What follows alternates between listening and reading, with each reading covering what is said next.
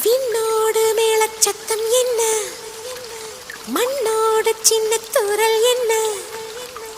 எங்கேதான் சென்றாயோ இப்போது வந்தாயோ, சொல்லாமல் வந்தது போல் இல்லாமல் போவாயோ, தப்பாமல் மீண்டும் சந்திப்பாயோ,